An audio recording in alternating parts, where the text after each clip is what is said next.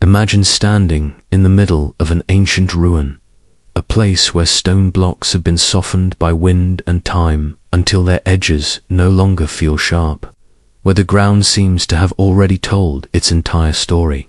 Nothing about the moment feels unusual. This site has been measured, catalogued, dated, and placed neatly into the accepted timeline of human history. Everything appears settled. Civilization rose here, flourished, and eventually declined. A clean, linear narrative, simple enough to let us feel comfortable moving on. Then the shovel touches the ground. At first, nothing seems out of place. A layer of brown soil, a few broken pottery fragments, the familiar debris of ancient daily life. You dig deeper, as countless archaeologists have done before you, carrying the same quiet expectation. Soon you will reach virgin soil, the point where the story truly begins, bedrock, ground zero, the place where human presence ends. But that moment never comes. Instead of untouched earth, you uncover a flaw. Not natural stone, but stone that has been deliberately placed. Flat, stable, fitted together in a way nature does not casually produce. Beneath that flaw lies another layer, and beneath that, another still. Each one carries signs of human activity, from old fires, foundations carefully aligned, objects that should not exist at this depth. The first emotion is not excitement, but confusion, because you are looking at something that should not be there, at least not according to the story we have been telling ourselves. History, as we learn it, has a comforting habit. It begins with scattered bands of hunter-gatherers who slowly discover agriculture, then settle, then build villages, then cities, then empires. Each step follows logically from the one before it. Progress moves forward, patiently, predictably. But the ground beneath your feet is not telling that story. It is whispering something else, that before the beginning we recognize, there was another beginning, that this land was once used, abandoned, buried, and then used again, as if the switch of history had been turned off and on. That unsettling feeling deepens when you step back and look beyond this single site. Reports from excavations across regions that share no direct cultural connection describe the same phenomenon. The deeper the dig, the clearer the signs of planning become. Not random stone scatterings, but leveled surfaces, straight walls, deliberate orientation. These are not the traces of accidental shelter. They imply intention, organization, a society capable of coordinating labor and preserving shared knowledge over time. What makes this disturbing is not simply that these traces exist, but where they appear in the timeline.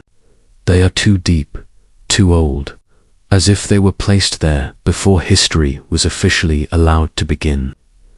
In some locations, between layers of habitation, archaeologists encounter something even stranger. A band of sediment that looks different from everything around it. Clean clay, free of ash, free of domestic waste, as though it were deposited all at once. This layer separates two worlds. Above it lies the city we recognize. Below it rests another one, quieter, older. That band of clay feels like a punctuation mark in human history. A pause, a rupture that few are willing to dwell on. What is even more curious is what happens after these breaks. People return. Again and again, they choose the same location. They do not abandon it for entirely new ground. Instead, they fill what remains, level the surface, and build again directly on top. Generation after generation, the same spot is reused. It suggests that the location itself mattered for reasons beyond convenience, as though the land carried a memory, even when the people no longer remembered why. This is where questions begin to surface, softly but persistently. If this pattern were coincidence, why does it repeat so often? If these layers represent a slow, linear development of civilization, why do the deepest levels sometimes display surprising sophistication? Walls that are straighter, layouts that are more coherent, techniques that feel practiced rather than There is, of course, a comforting explanation. Early societies, we are told, could occasionally achieve moments of unexpected complexity. Human ingenuity can flare up even in primitive conditions. Given enough time, everything will fit neatly back into the model. But the ground does not seem interested in adjusting itself to our expectations. It remains exactly as it is, layer upon layer, like pages of a book glued together, resisting any attempt to read them in the proper order. And so another possibility quietly emerges. Not loud, not dramatic, not framed as conspiracy. Just a possibility that human history may not be a straight line at all, but a series of cycles. That there may have been beginnings, endings, and beginnings again. That what we call the first civilization might simply be the first one that remembered its own name. This idea does not demand belief, it asks only for patience, for a willingness to linger with the evidence a little longer. Because when you kneel down and touch that cold stone, you are not only touching the past, you are touching a question that has never been fully answered. A question buried beneath our feet, obscured by time, by convenience, and by our desire to believe that complexity always grows out of simplicity. But what if the opposite were true? What if complexity once existed, was swept away, and left behind fragments that we have mistaken for origins? This thought does not need to frighten you. It simply invites you to look at the ground differently. Not as the solid foundation of history, but as a thin surface covering stories far older than the ones we tell. And as that thought settles, as the rhythm of the narration slows and your breathing follows, one realization becomes gently clear. History does not end at the surface. It begins there, and then it continues downward, deeper, where the layers of earth are still waiting to be heard. In the early 20th century, under a relentless sun and surrounded by wind-scoured plains, an archaeological team worked through the ruins of a city whose name had already entered legend. The site was Ur, long regarded as one of the earliest cradles of civilization. Its temples, its royal tombs, its tablets of writing had helped define where history, as we know it, was supposed to begin. The expectation was simple. Dig deep enough, and the story would eventually end. The man leading the excavation believed that too. Layer by layer, the team removed debris, pottery, collapsed brick, and the familiar detritus of ancient urban life. Everything unfolded as expected. Buildings gave way to older buildings, walls to older walls, each one slightly simpler than the last. This was how progress was supposed to look when traced backward, complexity thinning out as time rewound itself. Then the texture of the soil changed. The workers noticed it first. Their tools moved differently through the ground, no longer scraping against rubble or compacted earth, but slicing into something smooth and uniform. A thick band of clay emerged, clean and strangely uninterrupted. No shards, no ash, no refuse, just meters of fine sediment, laid down in a way that suggested water, not human hands. This layer was not subtle. It was unmistakable, a horizontal boundary cutting cleanly across the site. Above it lay the Ur everyone recognized. Below it, according to the rules, there should have been nothing. Virgin soil, the natural ground on which the first city had been built. So the digging continued. When the clay layer was finally breached, no one expected to find much.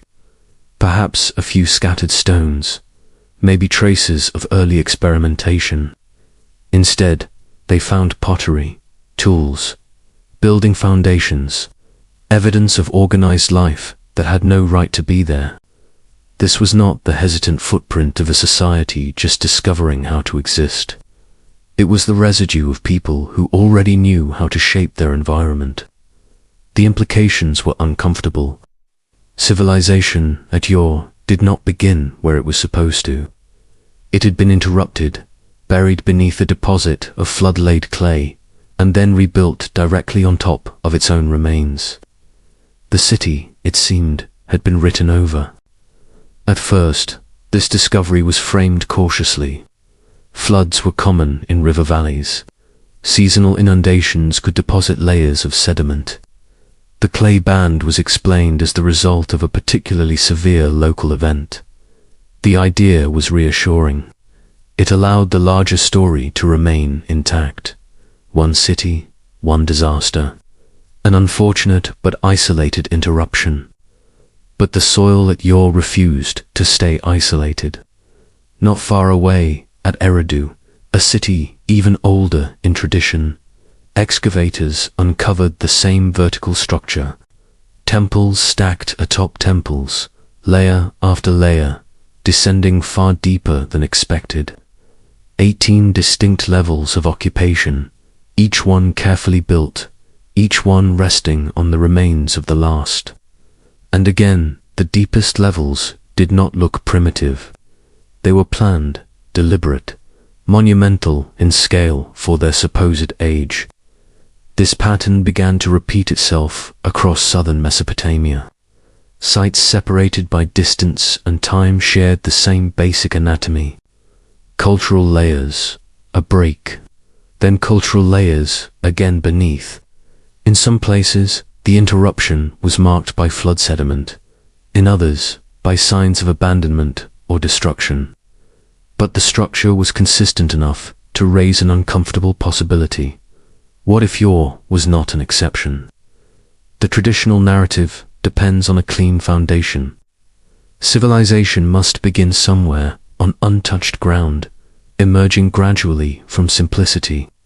But here, the ground was not untouched. It had already been shaped, already used, already organized. The city everyone pointed to as a beginning was itself a continuation. There is something deeply unsettling about that realization. It suggests that history is not built on solid ground, but on layers of forgetting. That what we recognize as origins may simply be the earliest chapters that survived intact enough to be named. Even more curious was what the people of Ur chose to do after the flood. They did not relocate far upstream. They did not abandon the site permanently. They returned. They filled in the ruined lower city, leveled the surface, and rebuilt in the exact same location. The decision was not random. River valleys offered many potential settlement points, yet they chose this one again. That choice hints at memory. Not memory in the sense of written records or spoken history, but something quieter. A sense that this place mattered, that it had mattered before, and would matter again. Even if the reasons were no longer fully understood, the pull remained. From a practical perspective, building directly atop earlier ruins is inefficient. Old foundations complicate new construction. Uneven surfaces demand extra labor. Starting fresh elsewhere would have been easier. And yet, across Mesopotamia, people repeatedly chose to build upward rather than outward. The deeper archaeologists dug, the more this behavior appeared intentional rather than accidental. Entire structures were carefully buried, not destroyed. Walls were filled in, floors sealed, as if preservation mattered. It was not the chaotic aftermath of disaster, but a controlled response to it. And the flood itself, the one marked by that clean clay layer, began to look less local. Similar sedimentary breaks appeared at other sites along the Tigris and Euphrates. While dates varied, the signatures shared common traits: sudden deposition, wide geographic spread, enough consistency to suggest something larger than a single river overflowing its banks. Still, the academic response remained cautious. Each site was discussed independently, each flood treated as a separate event. The idea of a regional, let alone global, catastrophe was considered unnecessary. Why invoke something so dramatic when smaller explanations could suffice? Because the pattern kept insisting on itself. Below the flood layers were societies that did not fit comfortably into the standard model. Their tools were refined, their layouts intentional, their knowledge implied inheritance rather than invention. Above the flood layers were societies that seemed to be rebuilding, sometimes with less precision, sometimes with simpler techniques, as though working from memory rather than mastery. It is tempting to see this as coincidence, to assume that complexity can fluctuate, that progress does not always move in a straight line. But when fluctuation follows the same rhythm across multiple sites, across an entire region, coincidence becomes a thinner explanation. What you revealed was not just a buried city, it revealed a buried assumption. The assumption that civilization starts once and only once, then climbs steadily upward. The soil suggested something else entirely, a stop, a reset, a return. Standing there, at the boundary between clay and stone, it becomes difficult to maintain the comfort of linear history. The ground itself refuses to cooperate.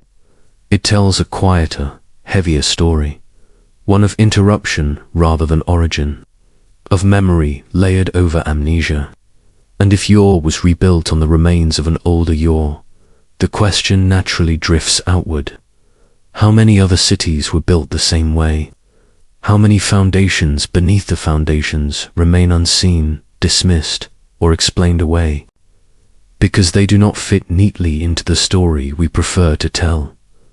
The answer does not arrive all at once. It accumulates slowly, like sediment at the bottom of a river. Each site adds another grain, each excavation another layer, and together they begin to suggest that the surface of history is only that, a surface. What lies beneath it may not be a blank beginning at all, but the quiet aftermath of something that ended long before we learned how to remember it. As the pattern began to surface in the river valleys of Mesopotamia, it did not remain confined there. Far from the Tigris and Euphrates, in landscapes shaped by very different climates and histories, archaeologists encountered a strangely familiar choice being made again and again. When communities grew, they did not expand outward. They did not scatter across open land in search of fresh space. Instead, they stayed exactly where they were, building upward, sealing the past beneath their feet. At Jericho, one of the oldest continuously occupied sites on Earth, this choice is written directly into the ground. Excavations revealed more than 20 distinct layers of occupation, stacked one atop another, reaching back nearly 10,000 years. Each layer represents a community that lived, worked, and eventually disappeared, only to be replaced by another that chose the same ground. The deeper levels are not chaotic or temporary. They are substantial, deliberate, and in one case, monumental. At the heart of the oldest layers stands a massive stone tower, over 10 meters high, built from blocks weighing hundreds of kilograms. It dates to a time before metallurgy, before writing, before organized warfare. There were no rival cities to defend against, no armies to watch from above. The tower's purpose remains debated, but its construction leaves no doubt. This was not a casual experiment. It required planning, coordination, and a shared reason strong enough to mobilize an entire community. What followed is even more puzzling. That tower was not toppled by invaders or eroded by neglect. It was deliberately filled in, buried intact, sealed beneath tons of earth, and then built over. The people who came later did not dismantle it for stone. They did not erase it. They entombed it as if the ground itself had become sacred and could not be abandoned, only covered. This behavior repeats itself further north, in the heart of Anatolia, at a site known today as Çatalhöyük. From a distance, it looks unremarkable, a low mound rising gently from the plain. But that mound is not natural. It is the accumulated weight of nearly 9,000 years of continuous habitation. Generation after generation, people lived, died, and rebuilt within the same tight boundaries. What makes Çatalhöyük extraordinary is not just its age, but its refusal to spread. As the population grew, the settlement did not expand outward, it grew vertically. Houses were built directly on top of older houses. When a dwelling fell out of use, it was carefully filled in, leveled, and reused as a foundation. Walls were aligned with those below. The footprint of the settlement remained almost unchanged for millennia. From a practical standpoint, this makes little sense. Expanding outward would have been easier. Fresh ground requires less labor than burying old structures. Yet the inhabitants repeatedly chose the more difficult path. The effort involved suggests that something more than convenience was guiding their decisions. The deeper layers at Çatalhöyük complicate the picture further. In the oldest levels, archaeologists found elaborate wall paintings, finely woven textiles, and obsidian mirrors polished to a reflective sheen. These are not the tentative products of a society just discovering craft. They display confidence and skill, as if the techniques were already well understood. Again, the timeline feels inverted. The earliest layers show sophistication that later layers sometimes simplify. It is as though the community began with a richer inheritance, then gradually adapted, modified, or even lost parts of it over time. Across these sites, a shared behavior becomes impossible to ignore. People are not merely settling in favorable locations. They are anchoring themselves to specific points on the landscape. Points that remain important even after disaster, even after abandonment, even after centuries of change. The land itself seems to hold meaning beyond resources or defense. This raises a quiet but unsettling question. What makes a place worth returning to when everything else has been stripped away? When memory has faded, when stories have been lost, when names have changed, what remains to pull people back to the same soil? One explanation is environmental. Water sources, fertile ground, and strategic positioning do not change easily. But this does not fully account for the precision with which settlements align themselves to their predecessors, nor for the care taken to preserve and bury older structures rather than remove them. Another explanation is cultural inertia. Traditions persist. People follow habits long after forgetting their origins. This too feels incomplete. Habits alone do not demand such effort, generation after generation, for thousands of years. There is a subtler possibility that these locations were already marked before the societies we study ever arrived, that they were inherited, not chosen, that people settled where people had settled before because those places carried a significance that survived catastrophe, even when its meaning could no longer be articulated. If this is true, then these mounds and tells scattered across the ancient world are not simply ruins, they are palimpsests, layers of writing erased and rewritten on the same surface, each generation adding its own text without fully understanding the one beneath. Seen this way, Jericho and Çatalhöyük are not just ancient settlements, they are acts of remembrance, not conscious remembrance, but something closer to instinct, a quiet insistence that this is where life resumes, where order returns, where the world can be rebuilt. The pattern does not announce itself loudly. It reveals itself slowly, through repetition. Build, bury, build again. Stay here, do not leave. Even when the reason is gone, the choice remains. And as this behavior appears again and again across regions that never spoke to one another, it begins to feel less like coincidence and more like inheritance. An inheritance not of stories or names, but of place itself. The ground becomes more than soil. It becomes a marker, a signal passed through time. And beneath each carefully leveled floor, beneath each buried wall, there is the suggestion that something older once stood there, something important enough that no one ever truly walked away from it. The question, then, is not why ancient people built cities on top of older cities. The question is why those original places were chosen in the first place, and whether the answer lies deeper still, in a time when the world looked very different, and the reasons for choosing those places were clear to someone whose story we no longer remember. As the layers accumulated and the sites grew taller, another pattern quietly revealed itself, one that was far more difficult to reconcile with the familiar story of progress. The deeper archaeologists dug, the more often they encountered an uncomfortable reversal. Instead of finding crude beginnings that gradually improved over time, they sometimes found the opposite. The oldest layers showed the greatest care, the cleanest lines, the most deliberate design. At first, this was dismissed as illusion, a trick of preservation, perhaps. Stone survives where wood does not.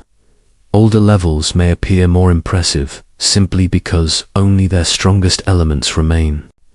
But this explanation begins to weaken when the details are examined closely. These were not just sturdy remnants, they were precise ones. In several ancient sites, the deepest foundations reveal stonework fitted so tightly that even modern tools struggle to replicate the joins. Blocks align with a confidence that suggests experience, not experimentation.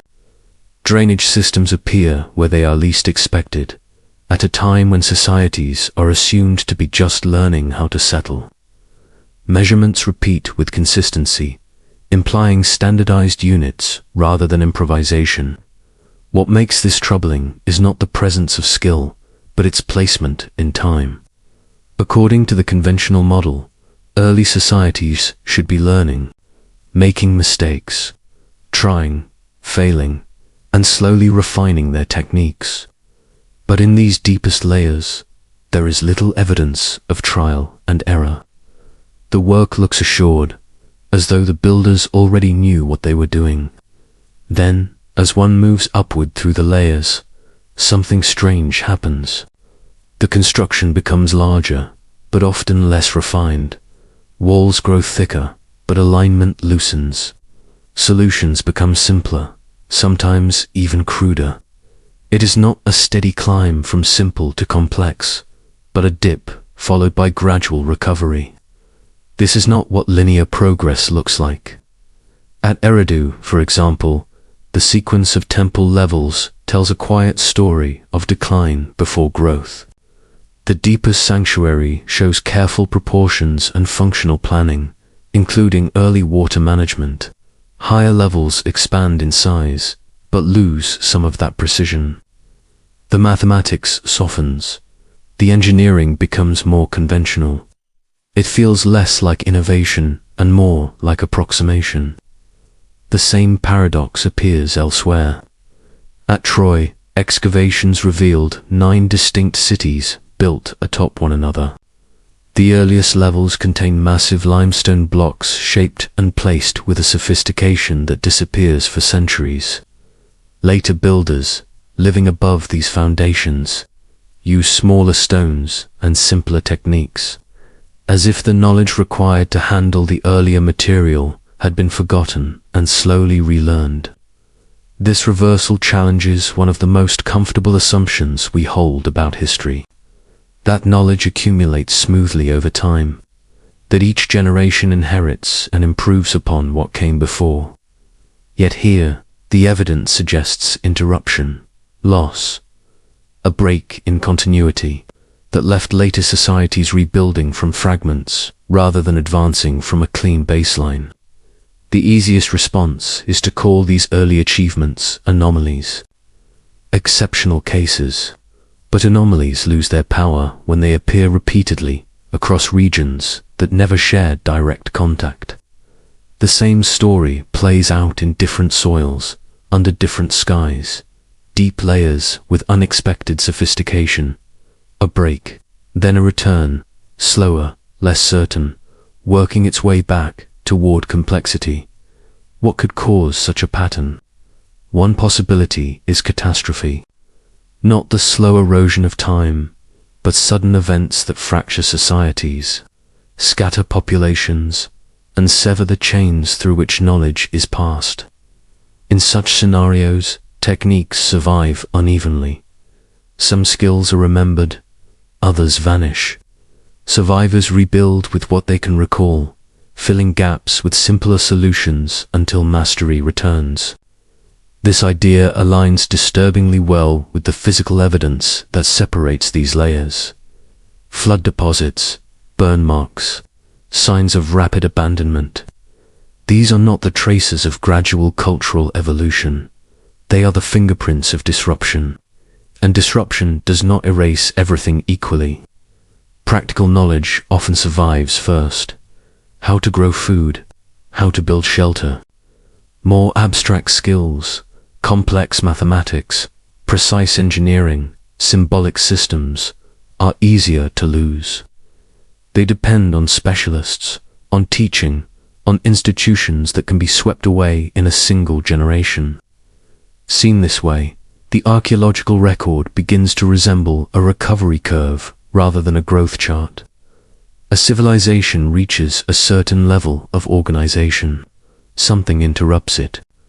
When people return, they do not start from nothing, but from memory. The result is a period of rebuilding, marked by uneven competence, followed by gradual refinement. This interpretation does not require lost super-technologies or mythical powers. It requires only that human societies are fragile, that knowledge, no matter how advanced, is vulnerable to disruption, and that the past may have experienced disruptions far larger than those we usually allow into our models. What makes this uncomfortable is how it reframes the earliest civilizations we celebrate. Instead of pioneers discovering everything for the first time, they begin to look like inheritors, custodians of partial knowledge, working to reconstruct systems whose original designers were long gone. This does not diminish their achievements. If anything, it deepens them. To rebuild is often harder than to invent. To work with fragments, without knowing what has been lost, requires adaptability and resilience. But it does change the story.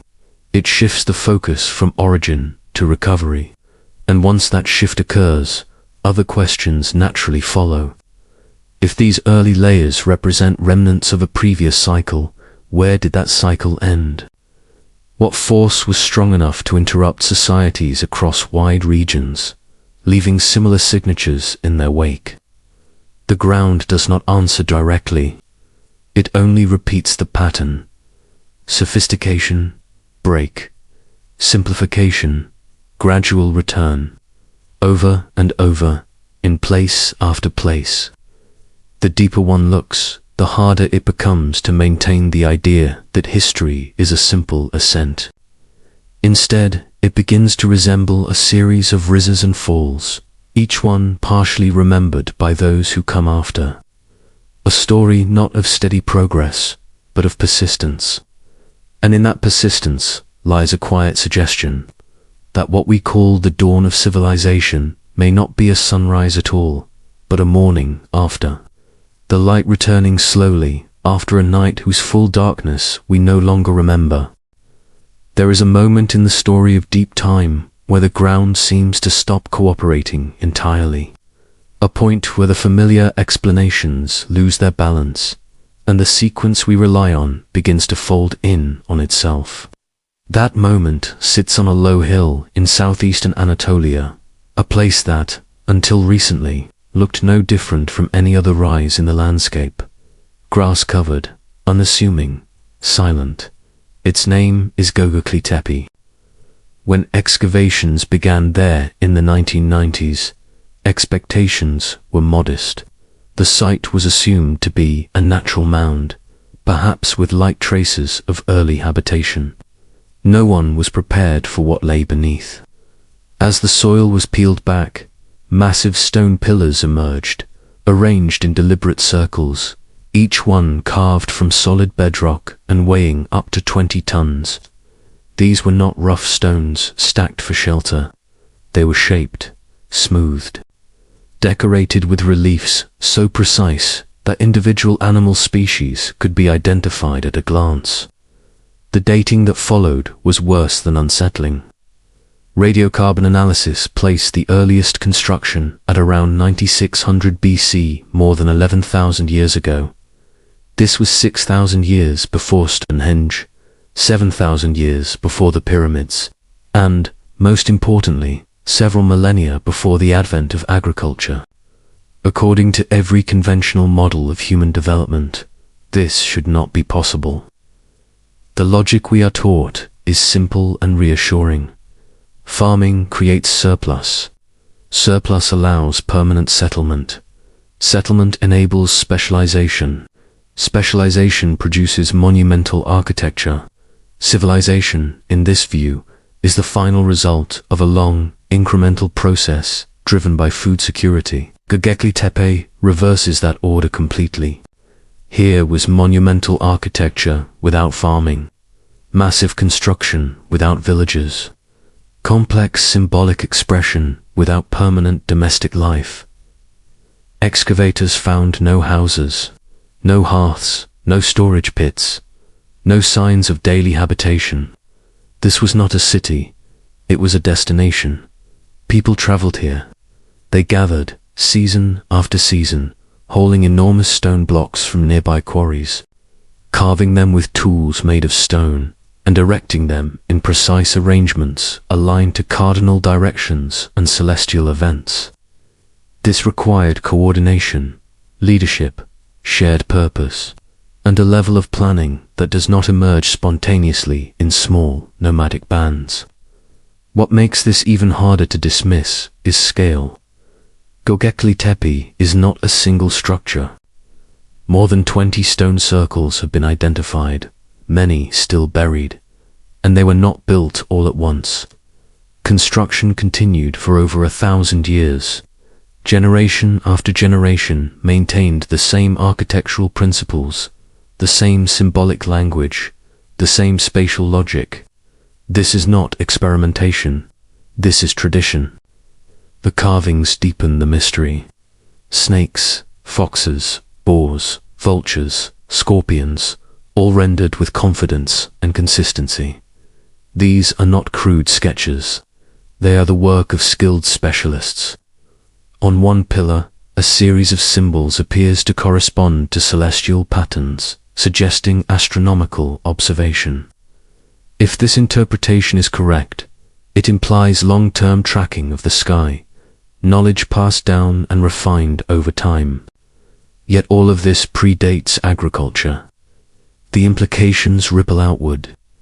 If people were capable of organizing labor on this scale, of transmitting complex, symbolic, and astronomical knowledge, then the absence of farming begins to look less like a limitation and more like a choice. Or perhaps agriculture was not the cause of social complexity, but its consequence.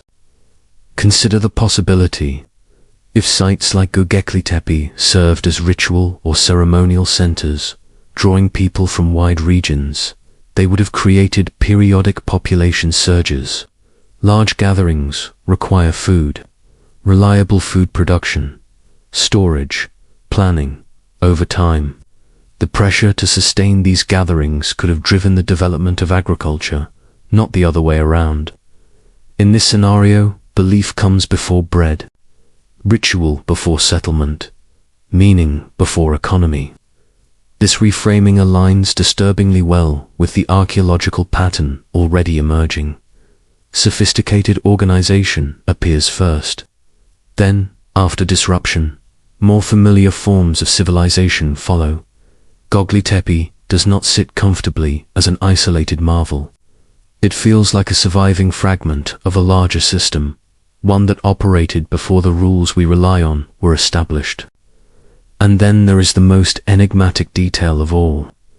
Around 8000 BC, Göbekli Tepe was deliberately buried, not abandoned, not destroyed, intentionally filled in.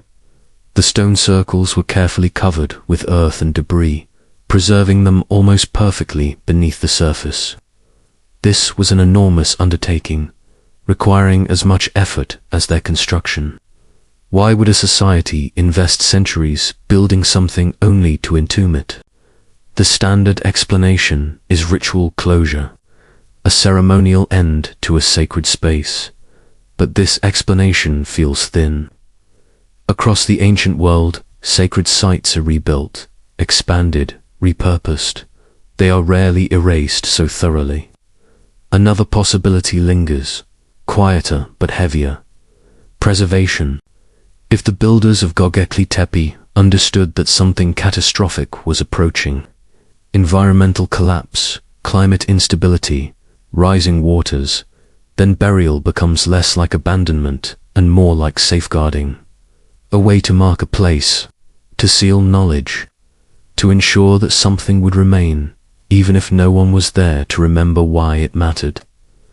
Seen this way, Göbekli Tepe stops being an anomaly and becomes a signal, a message left in stone at the edge of a vast transition, built by people who understood organization, symbolism, and time far better than we are comfortable admitting. And once that possibility is allowed, the question expands again. If this level of complexity existed more than 11,000 years ago, what else existed alongside it? What settlements, what networks, what coastal centers were active at the same time in places that are no longer above water? Göbekli Tepe may not be the beginning of something new. It may be one of the last visible echoes of something much older, a remnant that survived because it was buried, while everything else was exposed to forces strong enough to erase entire landscapes. The ground, once again, refuses to tell a simple story. Instead, it suggests a deeper one, that before the civilizations we recognize, before the cities whose names we remember, there was already a world capable of organizing itself around meaning, labor, and memory. And that world did not vanish quietly. Once the possibility of a much older, organized world is allowed to exist, even briefly, the map of human history begins to change shape. The focus drifts away from inland valleys and famous ruins and moves toward places that are almost never part of the conversation, toward coastlines, toward continental shelves, toward land that no longer exists above the surface of the sea. At the end of the last ice age, the world looked very different. Sea levels were not where they are now. They were dramatically lower, by more than 100 meters. Vast stretches of what is today ocean floor were once dry.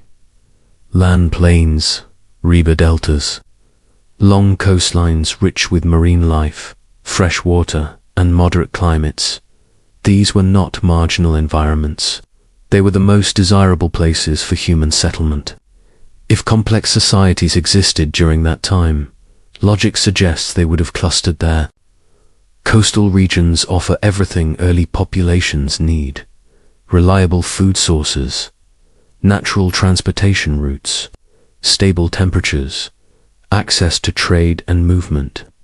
Even today, the majority of the world's largest cities sit near the sea. This is not coincidence, it is pattern. And patterns do not disappear simply because time passes. When the ice sheets began to melt, however, that world changed rapidly. The transition out of the Ice Age was not smooth or gentle. It was punctuated by sudden warming events, catastrophic meltwater releases, and dramatic sea level rise. Entire landscapes vanished within generations. What had once been habitable land was swallowed by the ocean, leaving no shoreline memory behind. For any societies living there, the experience would have been apocalyptic. This is where absence begins to matter. Archaeology relies on survival, on things left behind long enough to be found. But water is merciless. Wood rots, mud brick dissolves, organic materials vanish. Even stone structures, exposed to tidal erosion and sediment movement for thousands of years, can lose all recognizable shape. A harbor becomes a reef. A plaza becomes an anomaly dismissed as geology. If coastal cities were submerged 11,000 years ago, we should not expect to find them easily. We should expect them to be missing. And yet, occasionally, something surfaces. Off the coast of India, underwater surveys revealed large stone blocks and structural patterns resting on the seafloor, near what ancient texts describe as a drowned city. The dates associated with these remains reach back far earlier than conventional timelines allow. They are controversial, debated, often dismissed, but they exist. Near Japan, the Yonaguni Formation presents terraces, sharp angles, and step-like features that defy simple explanation. Some geologists argue for natural erosion. Others see evidence of human modification. The debate itself is telling. It reveals how unprepared we are to evaluate structures in places we never expected to look. In the Gulf of Cambay, sonar scans have identified geometric formations beneath thick layers of sediment. Excavations brought up artifacts dated to periods far older than the surrounding civilizations. Again, the response was cautious. Each discovery was treated in isolation, an oddity, a local puzzle, not part of a larger picture. But patterns rarely announce themselves all at once. What these submerged sites share is not certainty, but possibility. They sit in exactly the kinds of environments where early societies would have thrived before the sea rose. They occupy former river mouths, ancient shorelines, drowned plains, and they are almost entirely unexplored. Not because they lack importance, but because underwater archaeology is expensive, slow, and rarely prioritized. It is easier to work where land is visible, easier to stay within frameworks that already make sense. This creates a subtle blind spot. We look inland and ask why we cannot find the earliest civilization. Meanwhile, its most likely locations lie beneath water we barely map. The absence of evidence becomes a reason not to search, rather than a reason to search more carefully. If a large-scale disruption occurred at the end of the Ice Age, it would have hit coastal populations first and hardest. Survivors would have fled inland, following rivers, carrying what they could, knowledge, practices, stories, but not cities, not infrastructure.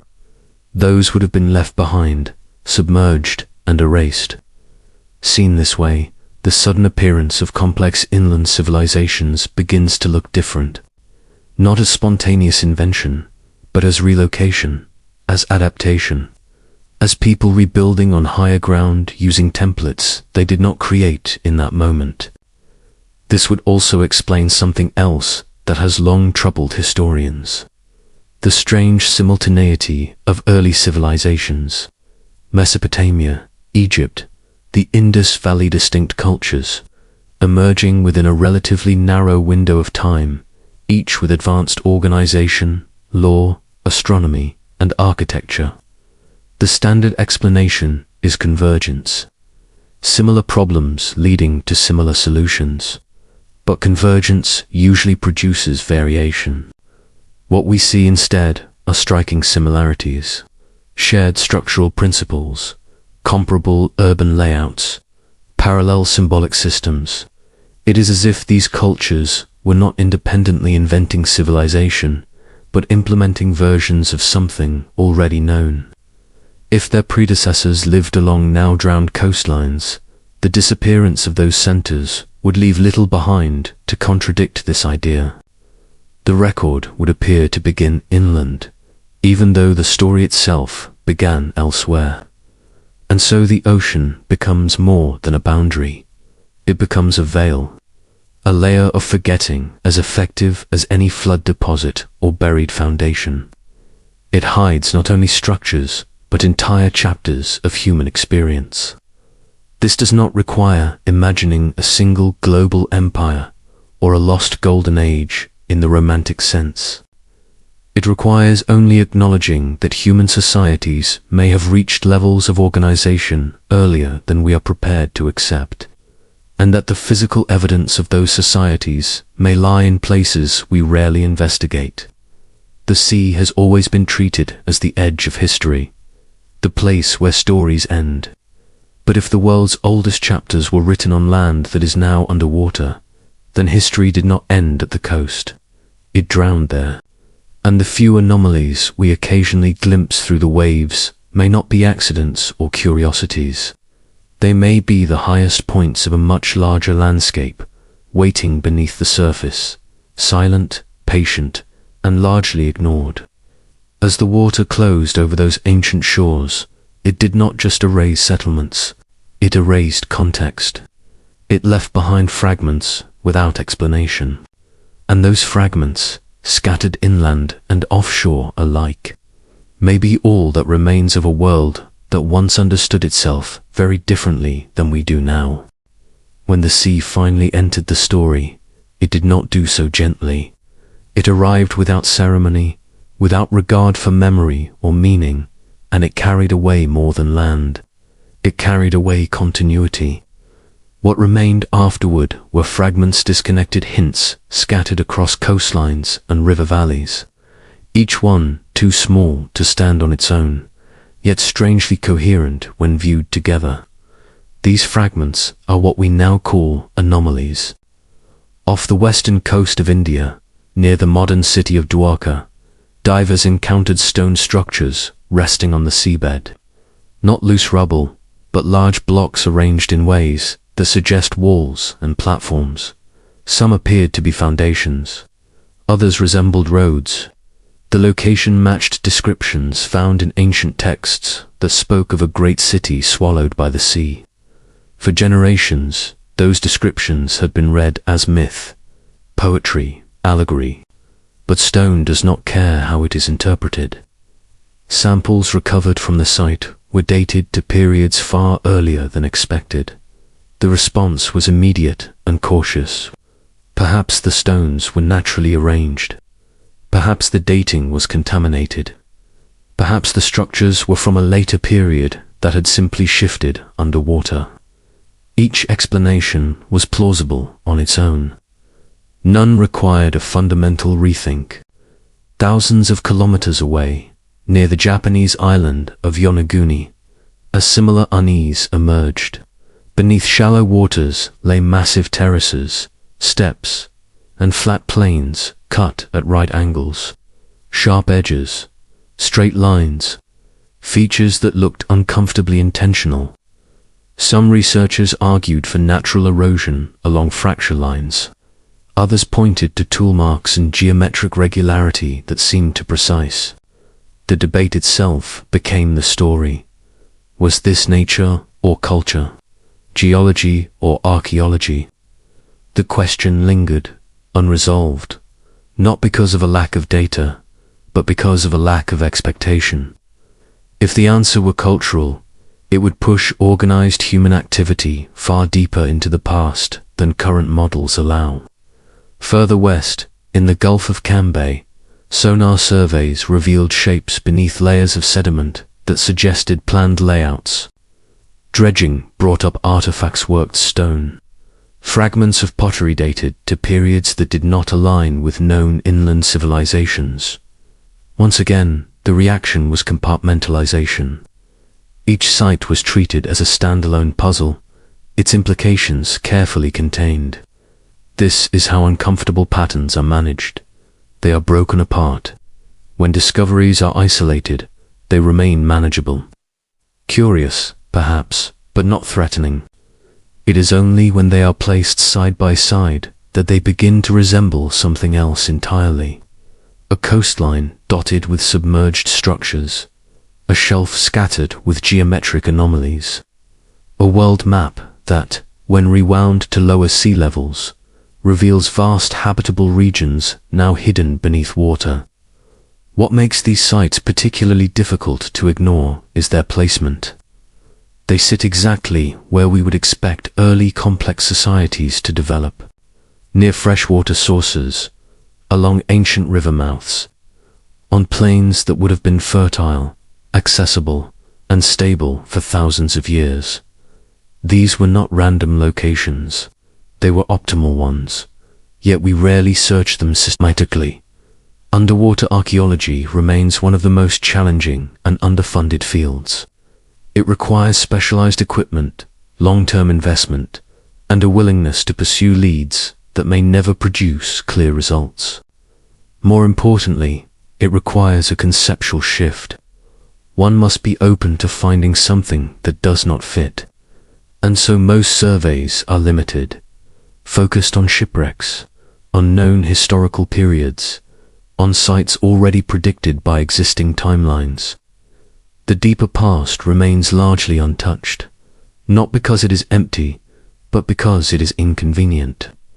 This selective attention creates an illusion of absence.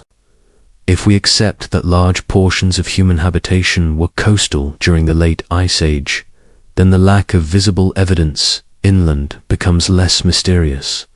The centers are gone.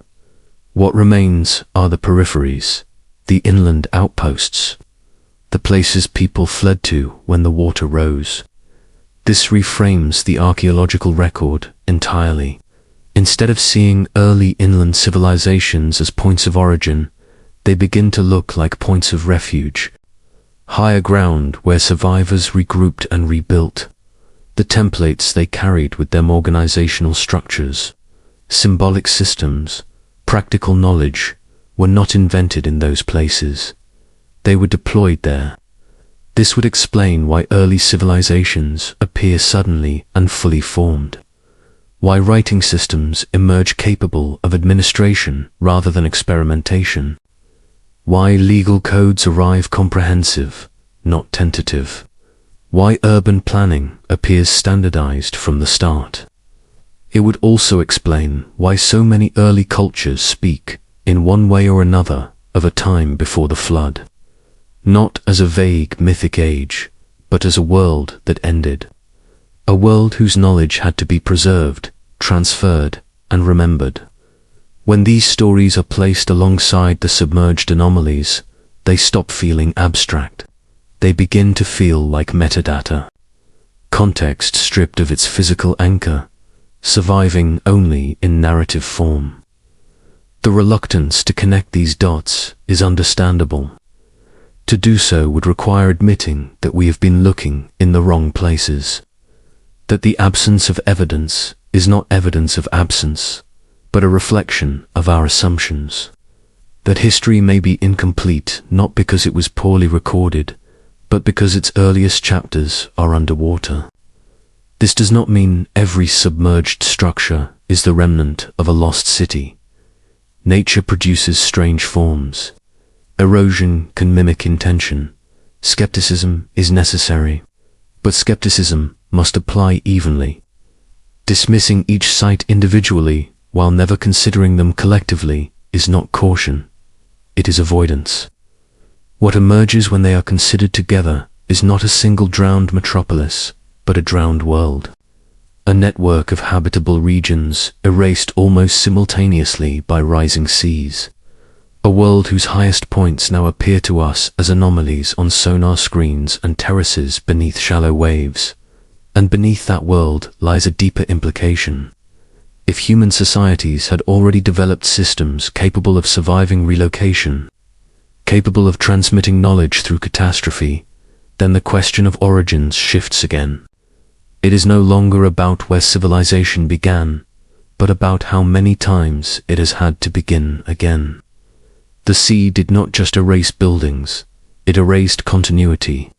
It forced memory into fragments, and those fragments, scattered across land and water alike, are all we have left to piece together a story that refuses to remain simple. As we trace these submerged hints and inland echoes, a quiet realization begins to form, that the anomalies are not mistakes in the record. They are the record, and that the world beneath the waves may hold answers not because it is exotic or mysterious, but because it is precisely where we have never wanted to look. When physical traces become fragmented or inaccessible, memory often finds another way to persist, not in stone or brick, but in story, passed from voice to voice, generation after generation, shaped by repetition rather than precision. This is where archaeology usually draws a firm line. Material evidence is considered real. Myth is treated as metaphor. One belongs to history, the other to imagination. But that line begins to blur when the stories refuse to vary. Across continents that never shared contact, ancient cultures preserve narratives that follow the same quiet structure. A warning, a coming catastrophe, a chosen few who prepare in advance, a vessel or refuge, rising waters, the loss of an old world, and finally, survival, followed by the task of rebuilding what was destroyed. These are not vague similarities. They are specific, repeated, almost procedural. In Mesopotamia, the story of Utnapishtim describes a flood that wipes away civilization. He is warned in advance, instructed to build a massive vessel, and told to preserve not only life, but knowledge, craftsmen, tools, the seed of all living things. When the waters recede, he releases birds to test whether land has returned. The details are oddly technical, as though recalling a process rather than inventing a parable. In the Hebrew tradition, Noah receives similar instructions: measurements, materials, compartments, a floating structure designed not to travel, but to endure chaos. The sequence is familiar: warning, preparation, catastrophe, survival, renewal. In Hindu texts, Manu is warned by a fish that grows impossibly large. He builds a vessel, survives the deluge, and afterward receives sages who help re-establish order and law. In Greek mythology, Deucalion and Pyrrha are warned: build a chest, endure days of rain, land on a mountain, and begin again. In Chinese tradition, stories of catastrophic floods describe heroic efforts to control waters that once overwhelmed the land. Indigenous traditions in the Americas, Oceania, and Africa echo the same pattern. The usual explanation is convergence. Flooding is common. People mythologize disasters, but convergence should produce variation. Local floods differ in scale, duration, and consequence. Yet these stories share not just the idea of flooding, but its structure: advance warning, selective survival, transmission of knowledge, a reset. What makes this more difficult to dismiss is emerging evidence that oral traditions can preserve information far longer than previously assumed. In Australia, Aboriginal stories describing coastlines and land bridges have been shown to accurately reflect landscapes that disappeared beneath the sea more than 10,000 years ago. Linguists and geologists independently verified that these stories encoded real geographic data passed down across hundreds of generations without writing. This reframes myth entirely. Rather than failed attempts at explanation, myths begin to look like mnemonic systems, compressed archives, cultural storage devices designed to survive conditions where writing cannot. Repetition, ritual, symbolism more serve a purpose. They keep information intact, even when its original context is lost. Seen through this lens, flood myths are no longer embarrassing relics of superstition. They are datasets, fragmentary, symbolic, but persistent. They describe not just destruction, but continuity, not just loss, but preservation. Someone survives, someone remembers, someone carries something forward. This is a crucial detail that often goes unnoticed. These stories are not about starting from nothing. They are about rebuilding from something saved. In many traditions, survivors do not invent civilization anew, they restore it. Laws are re-established. Agriculture resumes. Social order returns. The implication is subtle but powerful. The knowledge needed to rebuild already exists. It is not discovered after the flood. It is carried through it. This aligns with the archaeological pattern already observed.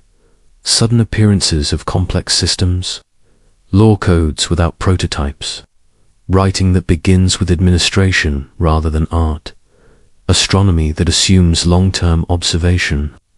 These things feel less like first attempts and more like reinstatements. Myth preserves what material culture often cannot. Not precise dates or locations, but sequence, order of events, cause and effect. And across cultures, that sequence remains remarkably stable. Warning precedes catastrophe. Preparation precedes survival. Knowledge precedes recovery. If these stories were purely metaphorical, there would be no need for such consistency. But if they encode memory, the consistency becomes essential. Deviate too far, and the information degrades. The structure remains because the structure matters. This does not mean that gods literally spoke, or that floods covered the entire planet at once. Myth communicates truth differently. It uses agency, symbolism, and exaggeration to convey experiences that overwhelm ordinary language. A sudden sea level rise experienced by coastal populations would feel global, even if it was regional. To those who lived through it, the world they knew truly ended. What matters is not scale, but impact. When this perspective is adopted, the gap between myth and archaeology narrows. Flood deposits in the soil, abrupt climate shifts at the end of the Younger Dryas, rapid sea level rise, mass displacement, loss of coastal homelands, inland resettlement, rebuilding. The stories and the ground begin to echo each other. This also explains why so many cultures remember the catastrophe, but not the civilization that came before it. Trauma, fragments, memory. Survivors focus on what is necessary to endure. Over generations, details fade, but structure remains. The knowledge survives. The names do not. Myth becomes the shadow of history, cast long after the object itself is gone. And in that shadow, a pattern persists. A sense that humanity has faced collapse before. That we have not always been climbing upward. That sometimes we are recovering, patching together inherited systems without fully understanding their origins. The flood stories do not ask to be believed literally. They ask to be taken seriously, as testimony, as memory under pressure, as evidence that the past may have been more complex, more fragile, and more cyclical than our modern narratives allow. As these stories settle into place alongside submerged ruins and buried foundations, a larger picture begins to form, one in which civilization is not a single invention, but a continuity that has been broken and repaired more than once. And if that is true, then the question is no longer whether the world's oldest empire lies beneath us. It is whether we are still living inside the aftermath of its fall. Once the idea of inheritance takes hold, once civilization is seen not as a sudden spark, but as something handed down, repaired and reused, the earliest written records begin to feel strangely different. Texts, long treated as mythological or symbolic, start to read less like invention and more like documentation, not of beginnings, but of transfer. In the oldest records from Mesopotamia, Authority is never described as something humans create.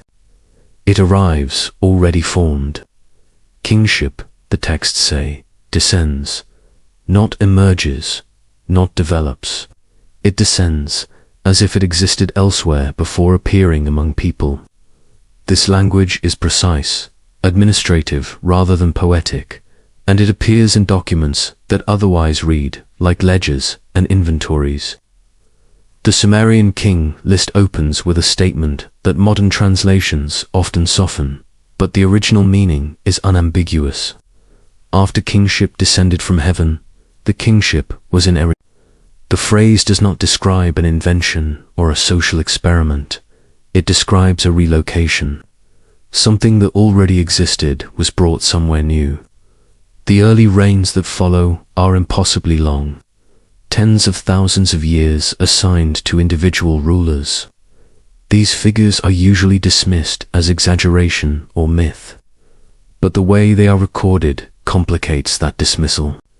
The same careful, bureaucratic tone used to list these reigns is used later in the same document to record kings whose existence is archaeologically confirmed. There is no change in style. No signal to the reader that the earlier section should be read differently. Even more unsettling is the mathematics behind the numbers. The reign lengths are not random. They are exact multiples of a base unit, the SAR, representing a large cycle of time. This suggests calculation rather than fantasy. Someone was measuring something. Whether these numbers represent individuals, dynasties, eras, or institutional phases is unclear. What is clear is that they were meant to be precise. After the flood, the list continues seamlessly. The reigns suddenly shrink to spans that resemble human lifetimes. The format remains the same. The voice remains the same. And many of the later kings appear in multiple independent sources. From the perspective of the text itself, there is no break between myth and history, only before and after. What the document tracks, more than rulers, is the movement of kingship itself. It is treated almost as an object. When one city falls, the text does not say, "A new king rises elsewhere." It says the kingship is taken to another city. Authority moves. It is carried, held temporarily, passed on. This way of thinking persists for millennia.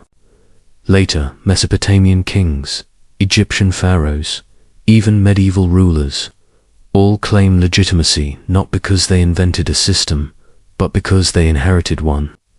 Authority flows downward through time, tracing its origin back to something older, something higher, something already established.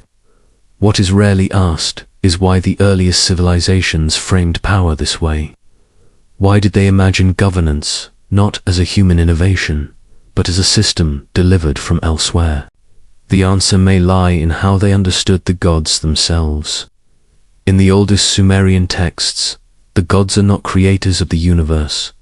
They do not bring existence out of nothing. They arrive in a world that already exists and take on roles within it. They divide responsibilities. They administer. They enforce rules.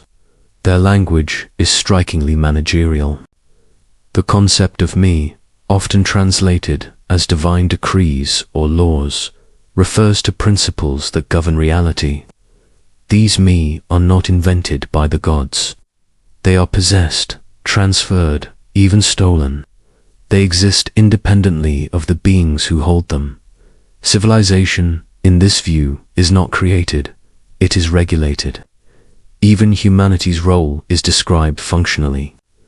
Humans are created to work, to maintain systems, to carry out tasks assigned by higher authorities.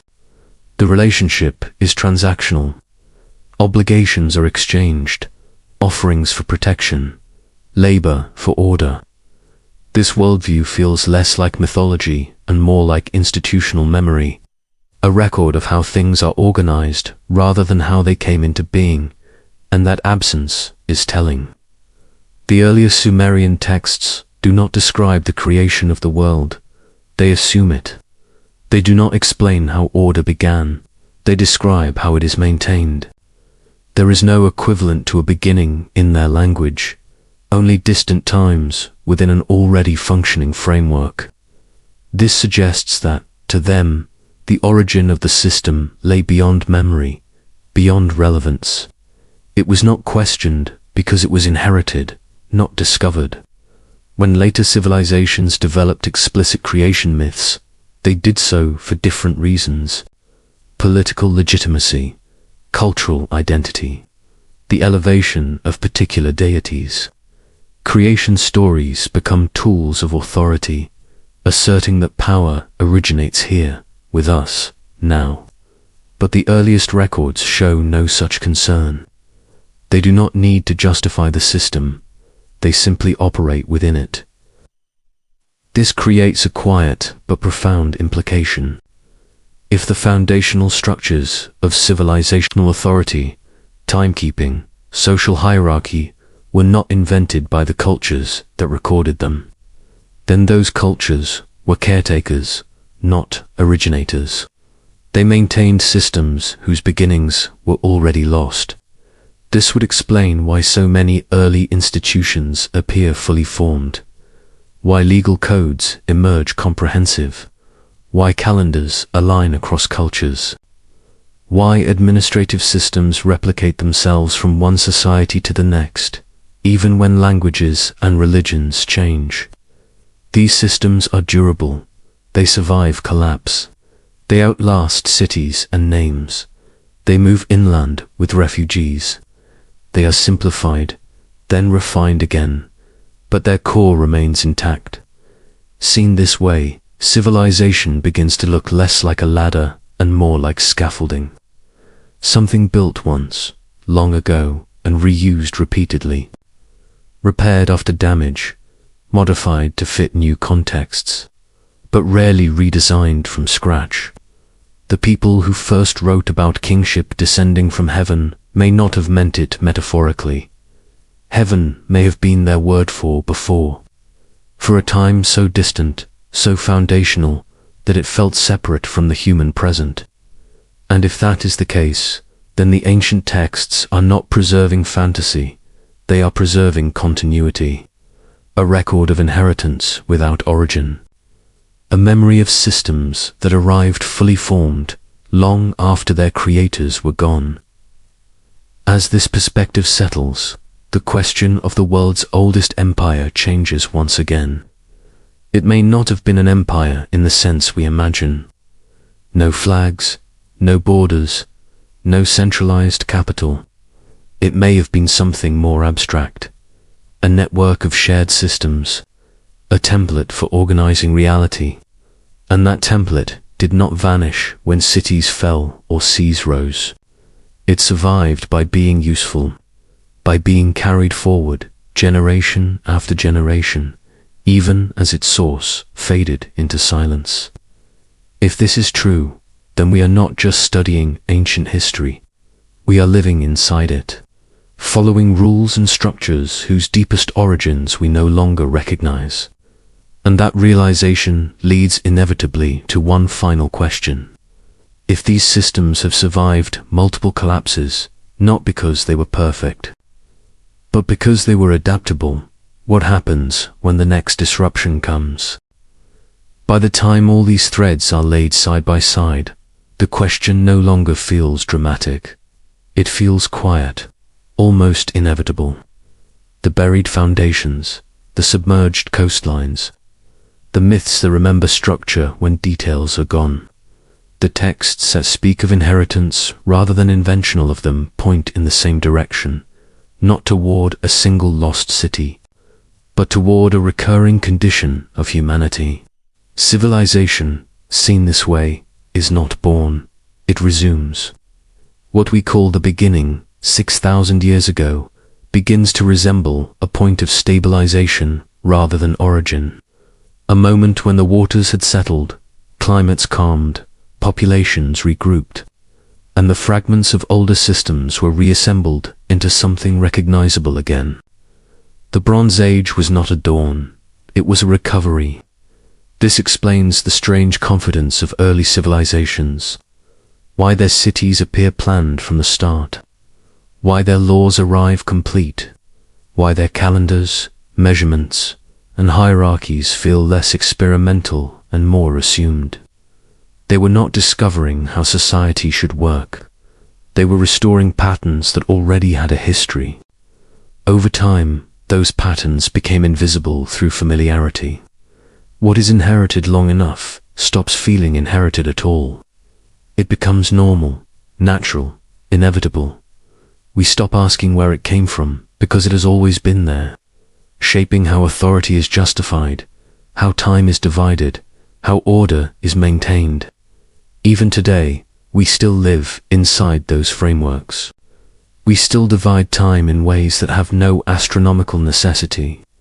We still believe legitimacy must descend from something higher: law, tradition, constitution, mandate. We still rebuild rather than reinvent, following templates whose origins are never questioned. This does not mean the past was more advanced than the present. It means the past was more fragile than we like to admit. Advanced systems can exist without being permanent. Knowledge can survive collapse, but only partially. Memory can persist, but without names. And collapse, once it has happened, leaves a mark not only in the ground, but in the stories people tell to explain why things must be rebuilt, not created anew.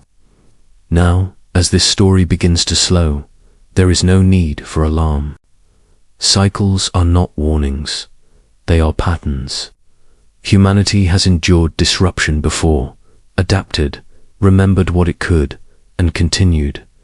The buried world beneath our feet is not a threat. It is a reminder that we are not standing at the end of history, nor at its beginning, but somewhere in the middle, maintaining systems we did not design, repairing structures we only partly understand, and calling it progress because the alternative feels too unsettling. As your thoughts settle, as the images fade and the rhythm softens, you can let this idea rest without urgency. Nothing needs to be solved tonight. The ground is patient. The sea is quiet. The past does not demand belief, only attention.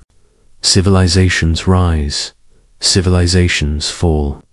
And in between, people build again, often on the same ground, under the same stars, following the same invisible lines laid down long before anyone thought to write them down.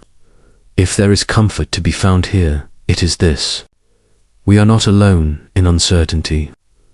Others stood here before us, on foundations they did not fully understand, and still managed to continue. And for now, that is enough. Let the story slow. Let the questions remain unanswered. The world beneath the world is not going anywhere. It will still be there when we are ready to listen again.